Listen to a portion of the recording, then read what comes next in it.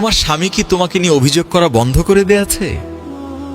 তোমার ভুলগুলো দেখেও কি সে এখন না দেখার ভান করে? সে যদি তোমাকে সংশোধন করা বন্ধ করে দেয় তবে খুশি হইও না, বরং জেনে রাখো তোমাকে অভিনন্দন। তুমি তোমার স্বামীকে পুরোপুরি হারিয়ে ফেলেছ। সংসার বাঁচাতে চাইলে ক্ষমা চেয়ে পুনরায় তাকে ভুল ধরতে বলুন।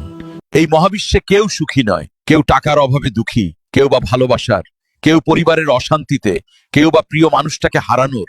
একটু খোঁজ নিয়ে দেখো, যার চোখে ঘুম আছে তার কাছে খাট নেই, আর যার খাট আছে তার চোখে ঘুম নেই। কারণ এটা পৃথিবী, দুঃখ থাকবেই। যদি দুঃখই না থাকতো তাহলে কি সুখের এত মূল্য হতো? তাই দুঃখকে আলিঙ্গন করে সুখ পাখিটাকে খুঁজে নিতে হবে। ক্ষমা করবেন যে ভুল করেছে তাকে, বেঈমানকে নয়, গাদ্দারকে নয়, মুনাফিককে নয়। কারণ এদেরকে যদি ক্ষমা করেন, সুযোগ পেলে তারা আবারও ছোবল মারবে। মক্কা বিজয়ের পর আল্লাহর নবী সবাইকে ক্ষমা করলেও হাতে গোনা কয়েকজনকে ক্ষমা করেননি, কারণ তিনি জানতেন এদেরকে সুযোগ দিলে এরা আবারও বেঈমানি করবে।